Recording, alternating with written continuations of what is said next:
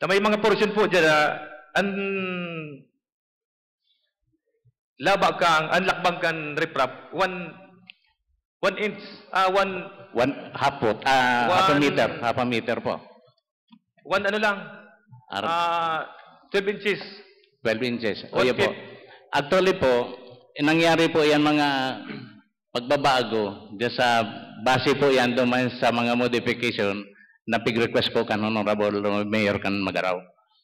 May surat po siya sa MUYA na instead na dapat magpareho both sides. Okay na. Both sides. Okay na to. Pig base mina duman sa mga sa request po ni Honorable Mayor Senior. Kung mamasdan po may building di yung halos ang riprap, binukutosan sa lanob. Asin ang katuyuhan na gibuhon, lakawan ang project na yan. Pinutol po nindo hindi sa room building. Paano makukuhaan katuyuhan na gibuhon niya na walking area sa may building na pinutol si Kasumpayan. Yan. Ito may wall. Yan. Putol po ang railing dyan, oh. Iya po. Paano makakagyan ng tao kung maagi sa libod? Iya po. Naputulan dalan. Yan. Ikadua, halos 6 inches sa sana ang pakalakbang kang riprap nakadukot sa lanob. Iya po. Araw po, tabi, ang nangyari, ang istorya po kayan. Magayon po surat kan alkalde po, kan Magaraw, magayon si katuyuhan. Kailang dahil po talaga magigibo, asin mautob ang sa iyang kagustuhan, inuli po.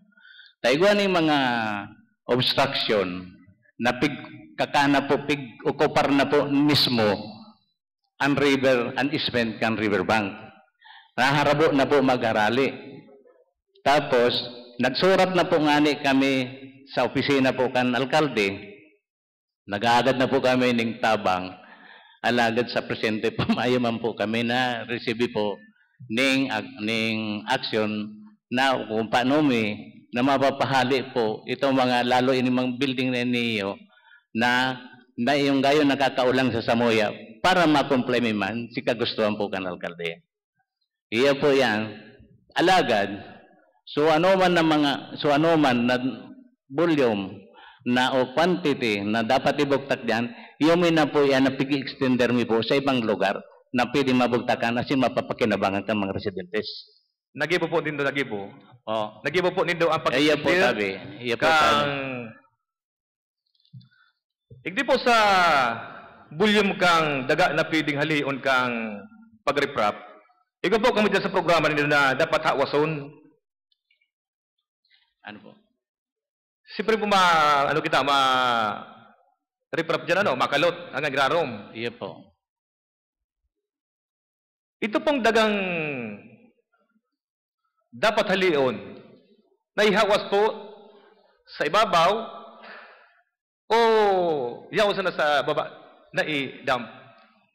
Igawang portion po duman, may section duman na igawang day na pwedeng aliyon ang existing takong medyo makusok pa man, may resistant pa man. Iyon na lang to si duman na lang duman na lang po kami mina sandig kan panibagong riprap. Ang gusto ko po sabihin ining daga? Ini pong mga daga na niyo, ining pigkalot po sa pundasyon, pigahali po yan para makalog tong foundation kan riprap. Sa yung pagpagihumapot naman, ang volume na ang dapat halion sa nasambit ng kali, tahali na. Pero po ang dapat na volume na ihawas sa laog kang kainturuan kang proyektong iyan. Kung mahalion ang daga pong yaon po sa laog mismo kang kali o baga yan pong gustong sabihin niya, ini yung ma-desilting po kami. Hindi pong, siyempre makalot kami dyan, makalot. Iya po. Ang daga na pwedeng mahali naman sa kakalotan na riprap, Hinali po yan o pigdang flag niya sa baba? Dahil po, pighali po yan. Pighali po ang iba dyan. Pero iwan yung mga, kuya, na mga silt na tinatamaan po katong riprap, yaon po yan, piglalag manggiraray duman sa kani yung pigi-imbang may duman sa dapat na bugtakan, nanin decision na bugtakan. Sigurado po yan, sir. Sigurado ang hinalian talaga. Yan ang nangyayari po kanina. Sigurado po yan na hinali talagang daga. Yaon po kapag patrabaho ko yan, proyektong iyan. Ang tinanggal na daga ali sa pagkalot kan riprap, iyon na po yan nasa tao na yan kang kali. Iyan si mga pigtanggal kang pagkalot kang giraram kang riprap, dyan sa napigdapay, na dapat hahaliyon yan para si katuyuan na magraram ang kali, imbis na magraram, nagbabaw. Iyon po yung nasarong nahiling medyo na ang paghura mi nga ni, pigapaalang sana para pag katapos na maalang, mas madaling paghali. Pero iyon na po pala niyan. Ang kaintiruhan kan proyekto, tapos na. Iyo po yan. Tapos na po yan. Yan 611 na yan, naabot na naman sa limit na itong pinundan mo. Yan na po ito. Tapos gusto sabihin, itong purpose na ma-rehabilitate ang kali, dagos ang pag-flow ng tubig, kabaliktaran. Nag-reprop kita dyan para mas lalong dai makaagyan tubig. Tinuli po, naglangkaw ang daga. Yan po kaya, yan pagali po yan, yan ang pigapod na madisel kita gabos dyan. Tangari gabos magali ang tubig. Mayo po naman sa budget Mayo na 17 million. Ang piglaw lang po kayo sa program, yung desilting kan river, kadikit sa naman pong quantity, 774 cubic meter. Dikit po, may portion sana naman na may pighali sana itong silt. Pero kung talagang haliyong gabos yan, sobra po yan sa kubikong pigibuan ng program. Tangarig, baka abot po yan naman sa downstream, tangarig ang tubig, diretso. Ay po. Tapikiling niyo po kaya, kung dikit man lang ang budget naman sa desilting o pag-desilt kayan, at least ko itong daga na kinalot, naihawas ba ko giraray? Taram ko na naman yung kabali sa budget pag-desilting, tabag ko may desilting, ito yung tinanggal sa pag-riprap na dapat mahali. Nagdududa pa ni Begdeo, na baka ngayon pag ginali yung kaling yan, magbita yung riprap. Pwede mangyari. Yan pong pundasyon kayan, kaya nagkaralot kami talagang pigbasi men doon sa plano. Mas magayon po kung naraw kayan. Inilang pong parting inig kang tinagal na dagaan, sa mo yung problema duman. Sa imbis na magian ang pagbulos kang tubig, mas lalong nagbara. Na ano talagang gibo pagitan rehabilitation? Pag sinabi baga ma-rehabilitate kita ng sarong bagay, kagianan ang magiging dulot kayan o mamamati ang tao. Ngunyan, nag-rehabilitate ka ng sarong bagay na ang resulta, kasakitan. Garo di mo po magibong araw na sa tuyang gobyerno na proyekto. Ano sa mo yung pwede yung katuyuhan, bago po maghanap ng labot, kundi hanapan ng remedyo. Hanggang dyan na sa napuan proyektong iyan, manang na magigibo dyan sa indong opisina para kisira, kuha itong katuyuhan. Tapos sa hiling ni Mayo ni nako ang sa duwang iyan na katuyuhan na gibo niya ni parke, mayong mauyo na parke yan. Ikaduwa, itong pag-agi ngayon dyan na magayagaya ngayon na yung mahiling mo ang tubig na nagbulos, mati ko mayong mauyo na magiging magayagaya ang pagiling sa lugar na yan. Ipo yan sa muyang sarong ko yan. Katuyuhan dyan. Paano mo itong... Yan pong culvert na yan, o. Sa may eskulahan, sa may high school. Hirak man po kan mga estudyante duman sa eskulahan. Binugtakan taning culvert na nganig, luwasan kan tubig na hali sa ibabaw, pasiring sa ibaba.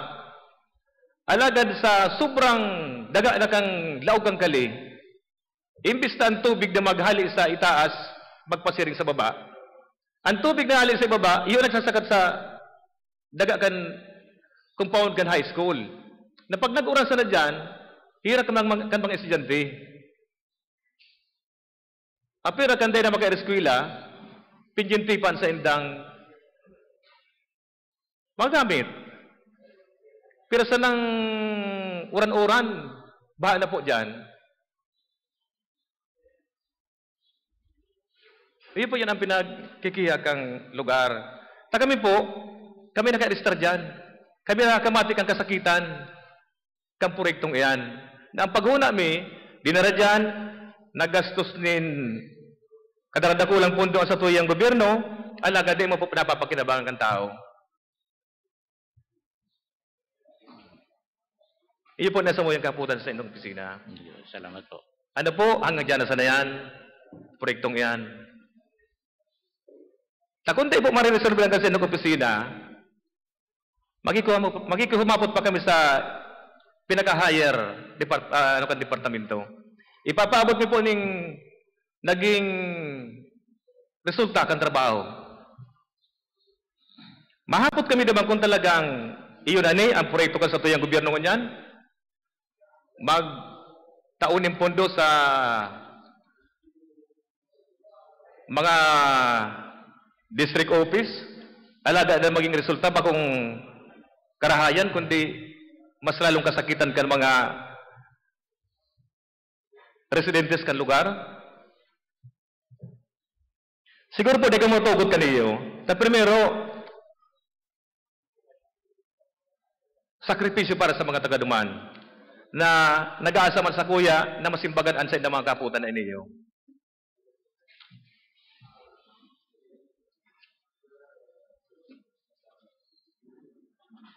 Mas magayon po nga, sir, maka-okay lang inspeksyon kita duman.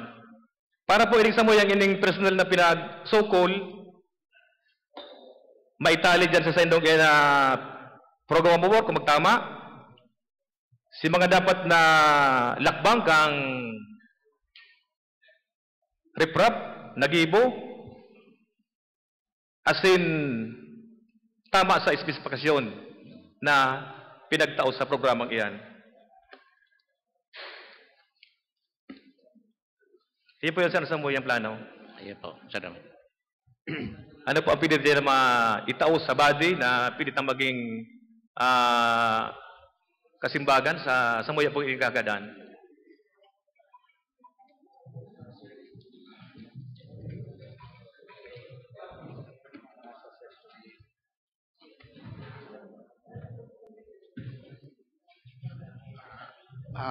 Good morning po. Ako po si Engineer Del Socorro sa Construction, Chief ng Construction. Actually po, yung pong proyekto namin po, doon po sa major item po doon, yung yung slope protection lang po. Wala po yung desilting. May portion po kasi yung release noon, doon sa section, simula doon sa may munisipyo hanggang doon sa may covered court. Yun lang po ang portion na tatrabahuhin namin. Yung pong, kaya po nagbabaha, dahil po yung downstream, mataas na po yun. Kung magdi-diesel po kami, ano po kayo ng survey, na yung portion po na may slope protection, hindi man po pwedeng laliman yun. Dahil kung lalaliman namin yun, babalik yung tubig, magkakaroon doon ng magiging stagnant yung tubig, kagaya doon sa picture. Yung ma-address ho namin yung pagbabaha, dapat ho, hanggang doon sa dulo, marilisan nyo ng gobyerno para malaliman ho namin yung downstream, para yung tubig, ang flow, makalabas yung mga tubig doon. Nakita ho ninyo, makita yung flow, mahina. Dahil doon sa dulo, sa ibaba, mababaw na. Ngayon ho, yung may kasunod kami ngayon 2014, slope protection na naman doon sa dulo ho. Ay, hindi naman ho kami marilisan na desilting. Dapat malaliman talaga yung pinakadulo para yung tubig diretso. O ngayon ho, yun sa dulo ho yun, mababaw na. Kaya yung flow, makita ho ninyo, mahina yung flow baga ng tubig. Ngayon, ang concentration namin ng proyektong iyan, yung slope protection lang ho. Hindi yung lupa na alisin namin, laliman namin. Dahil kung kasama dun sa proyekto namin, ilalaliman namin. Di, pag tag-init, andyan yung tubig. Hindi ho magubol dahil yung downstream mababaw. Ang ano ba dyan, sir, ano? Kung walang budget sa desilting, at least kako, yung tinanggal doon sa paggawa ng reprap, inalis. Maano lang ho namin yan, yung kung lalaliman pa kasi, itong lalaliman namin, ang tubig, pag tag-init, andyan yung stagnan dyan. Kung wala talagang desilting, okay, walang lalim. Ang ibig kong sabihin, yung inalis doon sa paghukay ng riprap, yung sana, hindi na inilagay doon sa gitna ng ilog, inilagay sana sa ibabaw. Para hindi na ibis na okay na yung lalim niya. Pero mas nagbabaw pa po dahil naman sa hinukay, doon lang nilagay. Pwede pa paano namin ho yung ibang ipapaklear namin yan. Yung baka may mga poste pa yung mga ng shoring, patanggal namin yun. Baka ho yun isa ho nagbabara, paano ho namin. Iyo po yan ang samuyang gustong mahagad na maremedyohan. Aram tabo baga na ang gabos na bagay may remedyo. Basta maintindihan ang sitwasyon. Iyan mo lang po yan, ilang po kaya lugar ho, ang Kamugtagan. Iyan nakapatong niya na daga.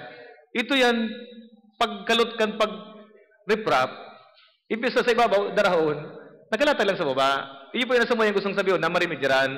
Na at least mahal itong volume na itong kinalot alisararo.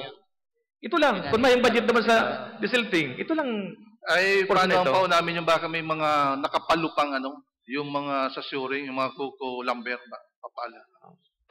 Ano ba? At least meron tayong remedyong magagawa. At yun namang mga porsyon na hindi nagkatotoo base sa plano, kung nailagay sa ibang lugar o extension ng project, mas maganda. Pero baka meron kayong oras, meron lang kaming pwedeng makasama sa inyo, para tingnan ulit natin yung lugar. Willing ko kami, sama tayo. Para yung humingi naman sa akin ng tulong, meron din akong may sabi sa kanila na ito na yung hiningi yung tulong, tumakbo rin, may nangyari, may nagawa tayo. Yun po ang pinaka-mayor na objekto ng ating pag-uusap ngayon at pagpaimbita sa inyo, magawa ng remedyo at kung ano pa yung mga pagkukulang, may sa ayos.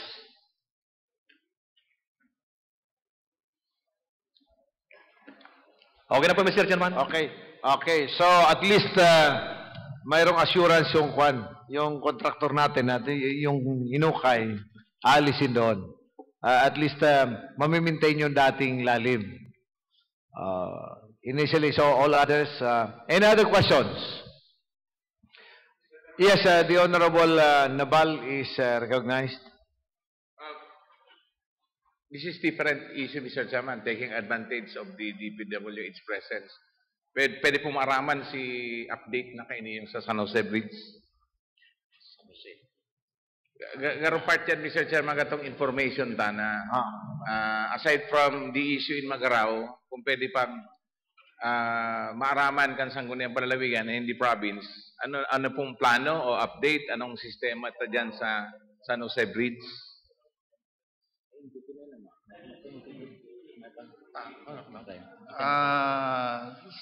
San Jose Bridge po, pigresume na po si Inot na nasuspend bing trabaho, yung 10 million. Yung 10 million ho, yun ang magigiba magdidemolish nung existing. Sa ngayon lang ho, mag-i-start sana kami nung January 15, kaya lang ho, may linya pa pala doon yung PLDT. Aalisin pa po pala, hindi pa naaalis sa ilalim doon sa may tulay. So, Mr. Chairman, what is the plan? Totally i-demolish yung bridge and magtatayo ng bago or repair lang?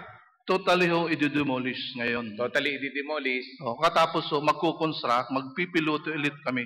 So, pati yung Ilalim. pilote, yung poste mismo, aalisin yon. So, bago Alisin tayo. na. Then, there will be a 2-lane again or 4 lanes? 4 lanes ho ang plano ng regional office namin. 4 lanes po. So, doon po sa pag-construct ng bagong bridge, wala na tayong problema in terms of right-of-way or wala na po? Sa ngayon ho, may problemahin ho namin yung detour. Kasi yung, di ba yung 4 lanes, dati 2 lanes. Pag nag 4 lanes ka, so definitely meron tayong either pakaliwa o pakanan na kukunin. Area. So okay na po yan. So wala na tayong problema. Sa 4 lanes ho, wala ho. Yun lang problema kami, yung detour. Kasi yung detour, sasakupin ng tulay. Sasakupin ho. So what happened? Meantime, mag-claim ho kami dito sa sa kabila. Okay, May mga bahay ho doon tatama. How much time do you need? Yung pong time duration ng construction so that may balik natin sa dating traffic. Kami ho, sa amin may 160 to yung phase 1, 160 calendar days. Yun sa ilalim ho yun. Pilote, saka yung pondasyon.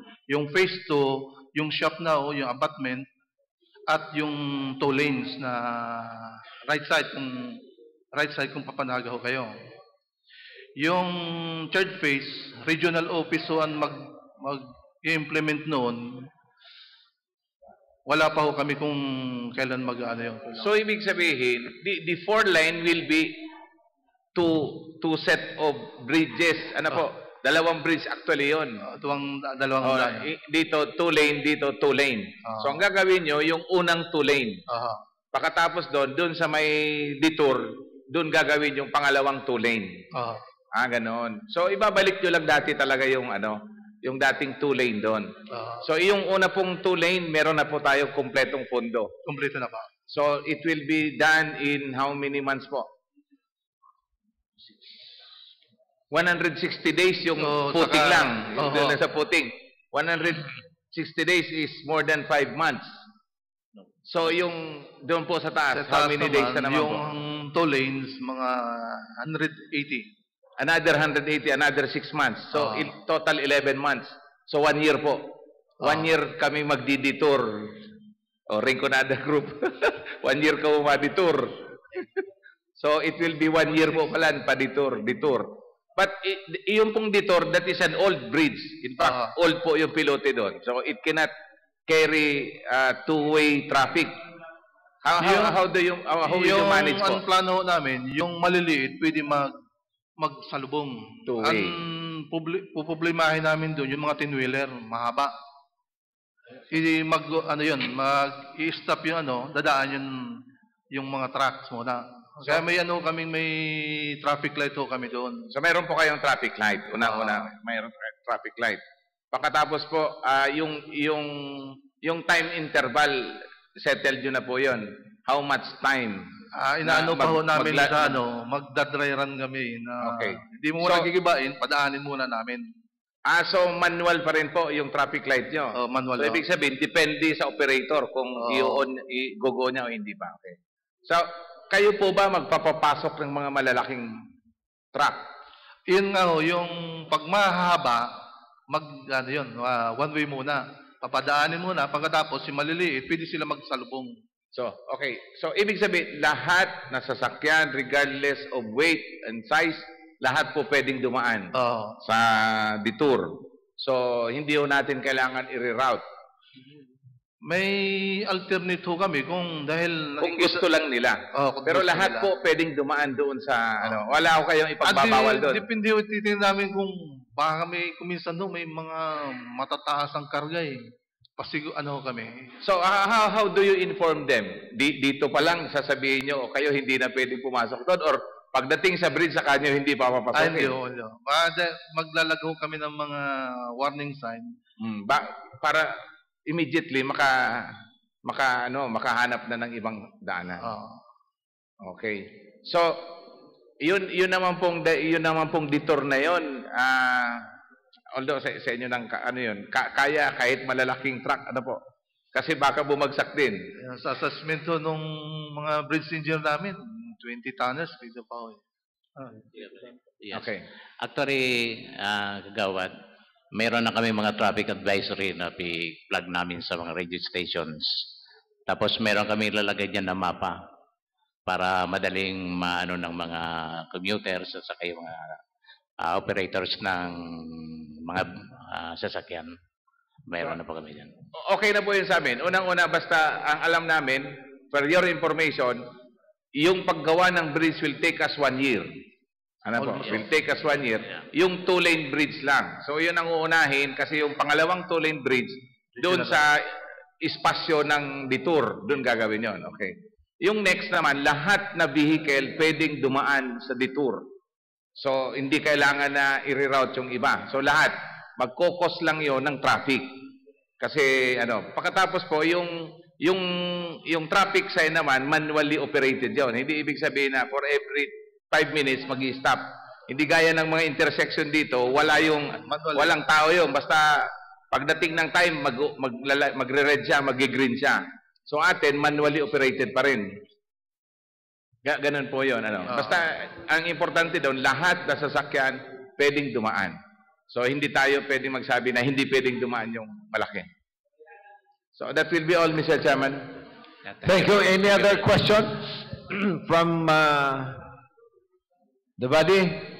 If there is none, the Chair would like to thank our guest this morning for honoring our invitation. I move for a 1-minute recess. 1 minute recess. Thank you very much po.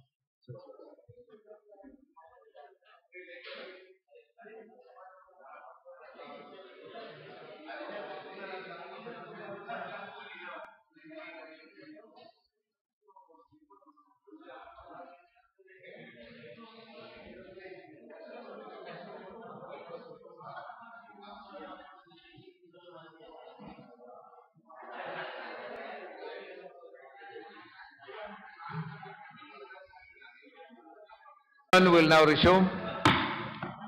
F, reference to business. F3, circulars, letters, and other communications. F3A.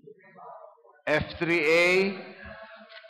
Mr. Chairman, I move that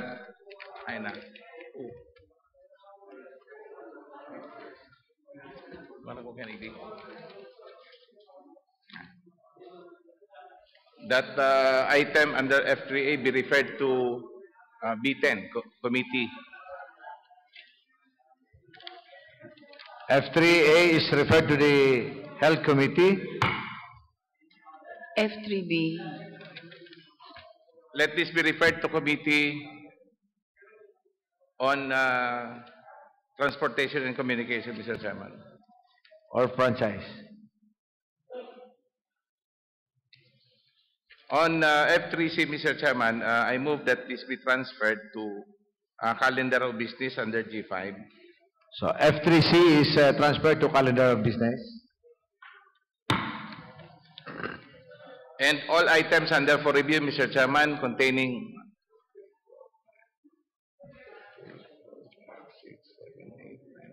containing 10 items be referred to appropriate committees as marked. All items for review as 10 items for review are hereby referred to the concerned committee as marked. Calendar of business. Committee report. Committee on Health, Sanitation. Yes, the honorable figuration is recognized.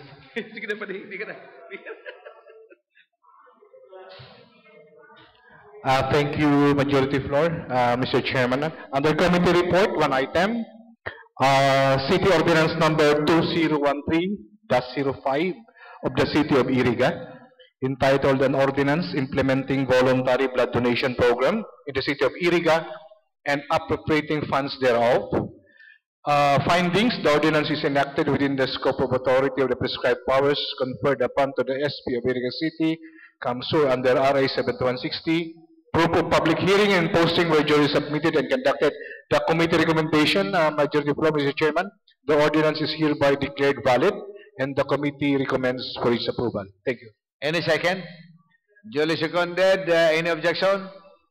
The chair hears none. The same committee report is hereby adopted and approved. Committee report of Board Member Espiritu. The inclusion of the Honorable Espiritu. Thank you, Mr. Chairman. One item under committee report coming from the Committee on Games and Amusement, in which this representation chairs. This regarding resolution number 13-307 of the Municipality of Libmanan, approving ordinance number 13-07, an ordinance amending ordinance number 97-03, otherwise known as an ordinance adopting specific rules and regulations which directly govern cockfighting in licensed cockpit in the Municipality of Libmanan, Province of Camarines Sur. Hence, the committee findings, Mr. Chairman. The committee recognizes the power of Sangguniang Bayan of Libmanan, Camarines Sur to authorize, license, and the establishment, operation, and maintenance of cockpits and regulate cockfighting and commercial breeding of gamecocks. However, said power is not absolute. Section 4, the small letter B of Ordinance number 93-03, as amended by Ordinance number 13-07, allows the establishment, maintenance, or operation of a cockpit in an area with 20,000 inhabitants, and thus allowing 5 cockpits to be established, maintained, and operated in its territorial jurisdiction. However, PD 449, otherwise known as the Cockfighting Law, provides in Section 5, small letter B, that only 1 cockpit shall be allowed in each city or municipality, except that in cities or municipalities with population of over 100,000, 2 cockpits may be established, maintained, and operated. Hence, Section 4, small letter B of Ordinance number 97-03, as amended by Ordinance number 13-07, appears not to be included in the powers vested in the Sangguniang Bayan of Libmanan to enact. The Municipality of Libmanan has a population of 100,002 according to the 2010 census. If Section 5, small letter B of PD 449 is to be followed, said municipality is allowed to establish, maintain, and operate only 2 cockpits in its territorial jurisdiction. Hence, the committee recommendation, Mr. Chairman, Section 4, small letter B of Ordinance number 93-03, as amended by Ordinance number 13-07, otherwise known as an ordinance adopting specific rules and regulations which directly govern cockfighting in licensed cockpit in the Municipality of Libmanan, Province of Camarines Sur, which is clearly contrary to the above-mentioned provision of PD 449, is not valid. Henceforth, the committee recommends that the subject ordinance be declared invalid in its entirety. I move for its adoption, Mr. Chairman. Yes, any second? Duly seconded. Any objection? The chair hears none. The same committee report is hereby adopted and approved. The committee report of Honorable Hernandez. The Honorable Hernandez is now recognized. Thank you, Mr. Chairman. My committee report is with regards accreditation up to organization, the Gawad Kalinga Kamsur, and the number 2, the Santiago Small Coconut Farmers, Farm Workers, and Entrepreneur Organization.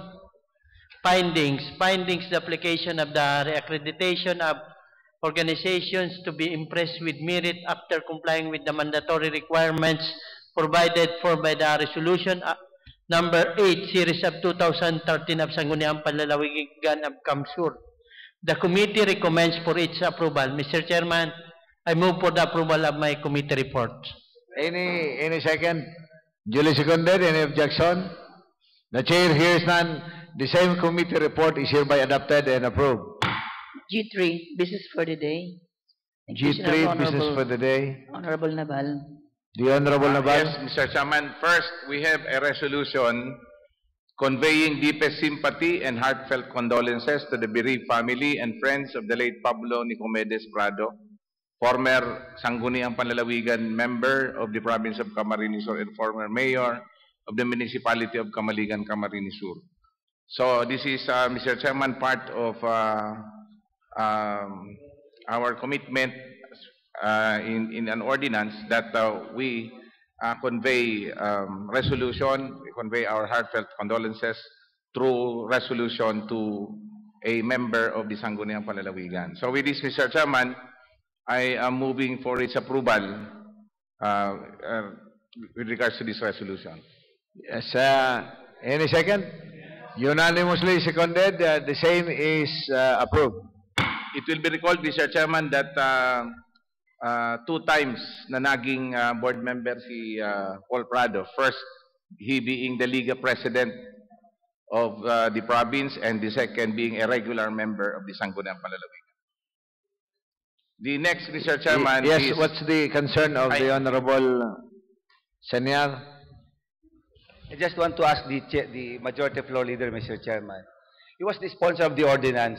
Sa mga gadan, yung mga kwentang ini. In fact, siguro, the late board member Paul Prado, siyang inot na recipient ng ordinance ta. Am I correct, Mr. Chairman? Yes, Mr. Chairman. Kang kwanani. Based sa ordinance, anong mga gigibuon ta? Garo... Mr. Chairman, in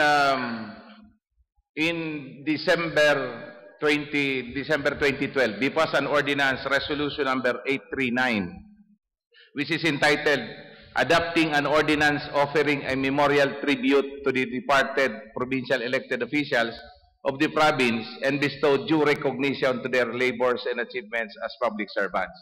Primero, Mr. Chairman, ini, gabos duman mga elected official, tatawan ta ning memorya, ning financial assistance, and due recognition kan sa indang gabos sa Gilibo.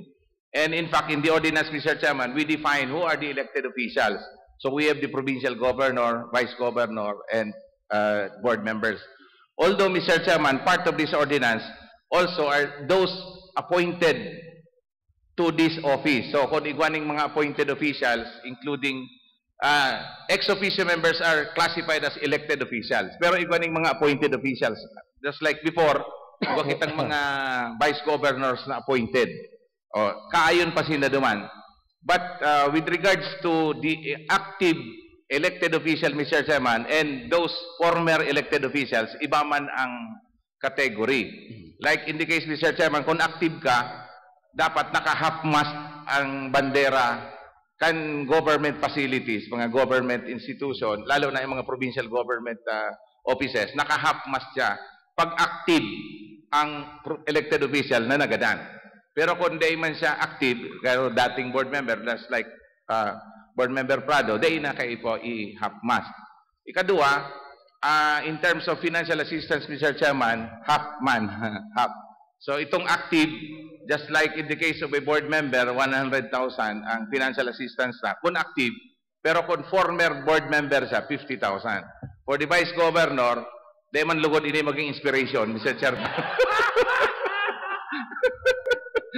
Pero this is part of, an ordinance. And in fact, Mr. Chairman, it was the presiding officer who suggested this category or benefits and apod. Ang mga gobernador, so we have this 200 and 100. 200 for active and 100 for sa board member, 50,000 sa 50 duman sa former board member and active 100,000.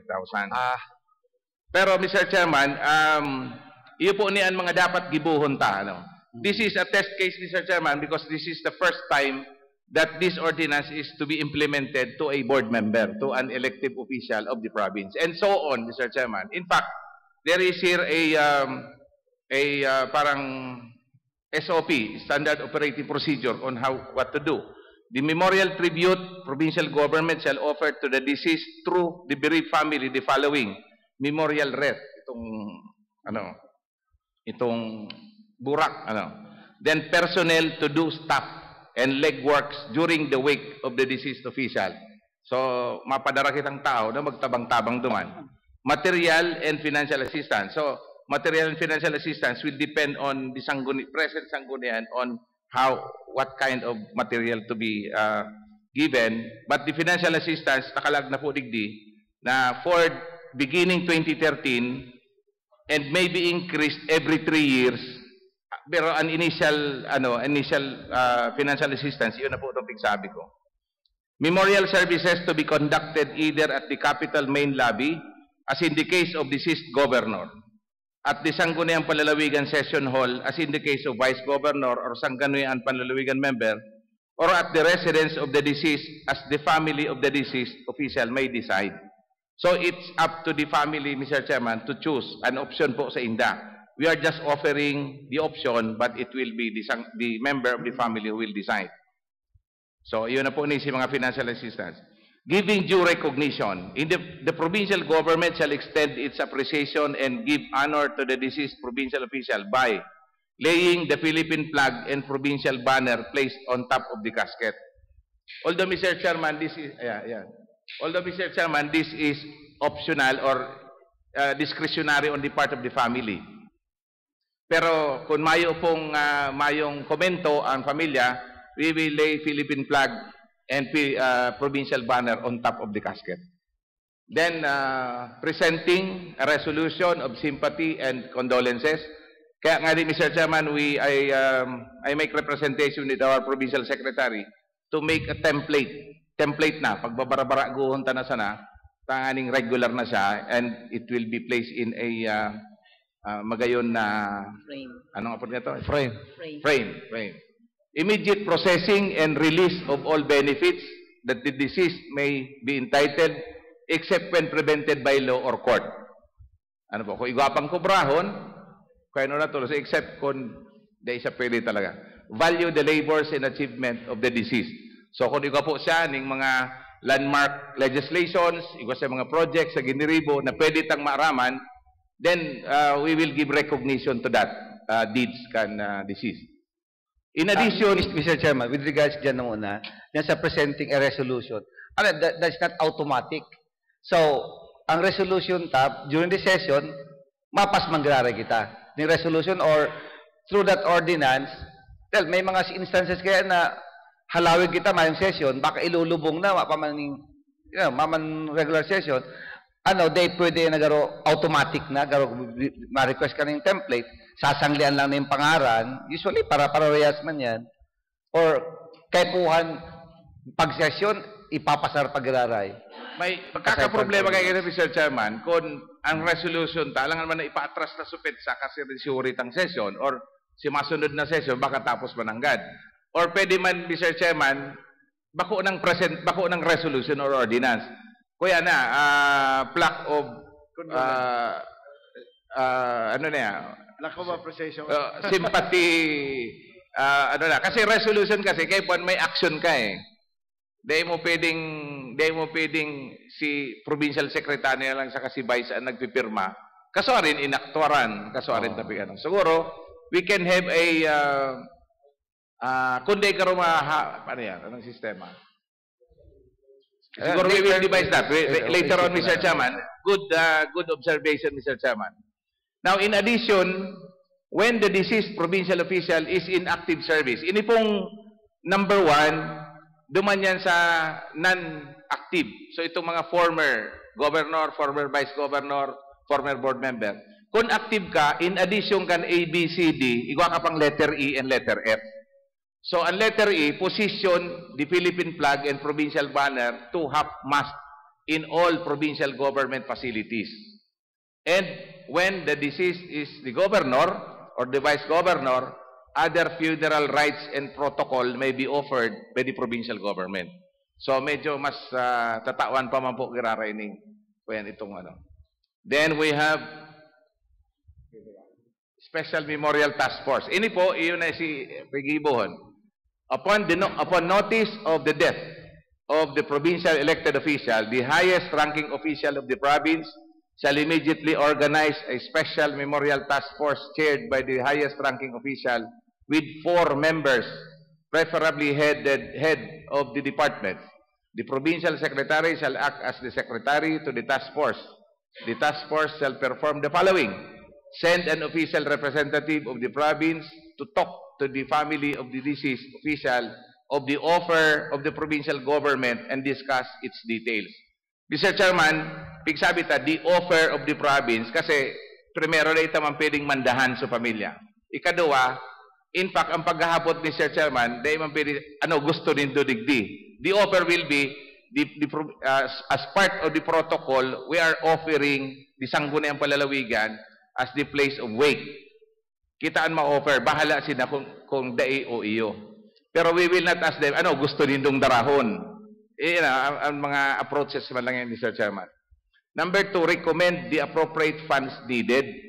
Identify and send in personnel to do staff and legworks during the wake of the deceased official. Garuma lang ni Mr. Chairman, may nag-birthday official, may nag-aasikaso naman sa arong. Then arrange the conduct of the memorial services and determine other funeral rites and protocol that the provincial government may extend. So, depende na po kung gusto ta, ano pang gusto ta. Because later on, pwede pang i-define kan sangguniang palawigan, ano ining iba-igdi. So, Mr. Chairman, ngunyan, pirang aldaw na ba itong gadan, itong stages na itong task force, have we convened the task force? Or I suppose initial steps now with the I suppose the presiding officer has already instructed our provincial secretary. May we know from our presiding officer? Yes, actually, we gave instruction already to the provincial secretary, which is the chairman of the task force. They already visited the residence of the late board member Prado, and they have coordinated already, and they were informed that the body will just be arriving this afternoon. So we cannot finalize the arrangement because nobody can give yet the decision because they're all still in Manila. So by this afternoon we'll be able to determine the exact date of the things that we will be doing based on the ordinance. So the members will just wait from the task force. Yes, the task force. We will wait on what to do from the task force. Yes, mga members. But as recommended by the Honorable Labal, if there will be a program or necrological, it should be tonight or tomorrow night. It should not be later than tomorrow night or tomorrow afternoon. As per suggestion, Mr. Chairman. So, but of course, the task force will be doing those. Yeah, the coordination. Yes. Opo. In section 7, Mr. Chairman, is very important because all the time, Mr. Chairman, ini ang dapat ginigibo. Prepare the secretariat. Prepare a template resolution of sympathy and condolence. Iyon na siguro gusto sabihin ni board member Sinyar na pwedeng interregnum mayong session, siguro ma-devise kitang paagi na we can give memorials plaque. Memorial plaque. Yes. As provided even without in between session, takong alanganin, ano po. Make available at all times the Philippine flag and the provincial banner and materials needed to carry it. An instruction, meaning an role ni po, Mr. Chairman, ki our provincial secretary. At least niya ako prepare kan tulo. Tulong bandera, tulong banner. Pero ang sabi, dapat na 12. Yung sarong set, takong ngayang may bigla kayong disaster. Sarabay. Kulangon ang tulo. Ang pagpatahi, Mr. Chairman, haloy. Haloy ang pagpatahi. 12 pala. Ay, 13. So, bako man sa pag-ano, Mr. Chairman, kaya lang, disaster. You have to prepare for unexpected we're just thinking aloud. Eventualities. So, all of these, Mr. Chairman, are part of an ordinance, of the ordinance. So, hopefully that, this is the test case, Mr. Chairman, the first casualty that, in fact, the beneficiary of this memorial ordinance, Mr. Chairman. Yes, any other? So, what's next? Honorable Labal, second inclusion. Yes. Another inclusion, Mr. Chairman, is the resolution amending Section 27, letter B, of the 2013 Internal Rules of Procedure of the Sangguniang Palalawigan of Camarines, or by creating the Committee on Franchise. One of the function of the powers of the province, Mr. Chairman, is the power to impose tax on franchises, enjoying franchise. So, but unfortunately, our standing committees does not include the Committee on Franchise that will take concern of this activity. So, I suggested, or I deem it wise, to create this Committee on Franchise. And this Committee on Franchise, Mr. Chairman, will be headed by a chairman and 2 members, and shall perform and function in accordance with the provisions of our internal rules. So with this, Mr. Chairman, I move for its approval. Any second? Duly seconded. Any objection, remarks? The chair hears none. The same is approved. G5, transferred items from reference to business. Mr. Chairman, we have here in fact, the Honorable Presiding Officer received a copy from the Honorable Governor. This is in regards with our real properties, which are non-performing real properties located elsewhere, so that we can have a fruitful and a full development in our province. We have to source additional funds to come up and to finance, to fund our 2014-2015 or the 2 years, 3 years development fund. So part of those approved annual budget, Mr. Chairman, including the 2014 annual development programs, are projects necessary or priority projects envisioned by our governor. And one of those, Mr. Chairman, so that we can come up with those implementation of those projects, is to look for additional funds to finance those. And one of the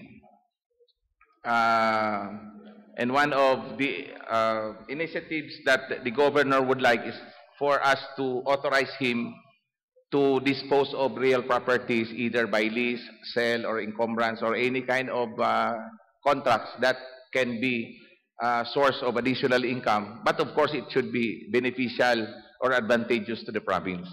So upon conferment with conveyance with meeting with the presiding officer and some members of the Sangguniang Palalawigan, I would like to propose, Mr. Chairman, for a resolution authorizing the Honorable Governor to, in response to this letter, Mr. Chairman, to authorize him, subject to certain conditions, part of the PPP and audit circular number, for the disposal of said real properties. I move for its approval, Mr. Chairman. Any second? Any remarks, objection? The chair hears none. The same is approved. Other matters. Other matters? Announcements. Announcement, Mr. Chairman, kumusta na po si negotiation taduman sa family ni Board Member Prado? So that we will know, no rin kami. This afternoon po, after the session, madiman po ako. Per info, kan family, pigbabiyahing mo niyan si Bukalpol, after lunch na, maabot sa Kamaligan. Yes, sir. Ilulubong sa Friday. So, I don't know, Mr. Chairman, kung Mayo pa. Mayo pa po. So, you will just text us on what? Yes, sir. Siguro ang Mariken at Chanabanggi kung sakaling niya. Siguro mas maganda at Chanabanggi. So, this afternoon po, I think they will not oppose that naman. Hindi ko mix yun. Garden ni Governor eh. Pero may sarong concern digdiyo, may sarong concern. Ikwaning si itong financial assistance ni Board Member Prado, they aram kung kisa'y itatao o kung kisa'y ipapangaran. Si Board Member Prado po kaya soltero. So, may mga pangaran natin i-mention si Vice Governor, kundi sisay ang tatawang kan cheque or sisay ang nakapangaran sa cheque. Alangan man i-care of kiangi. Kaklase. Mayong magurang na, mga tugang na lang. So, maybe si itong eldest, yun nagaroan ko yan. Anyway, taday man kayo pwedeng to the family of. Alangan man ito ko sa mga kaklase.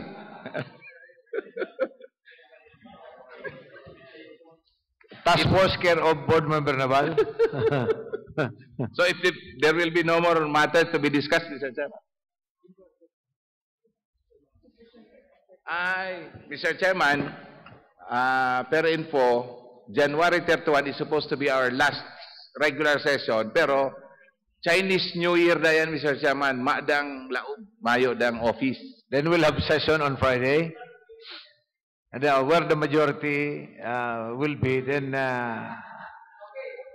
the January 24 na lang, Mr. Chairman. yes, January 24 session.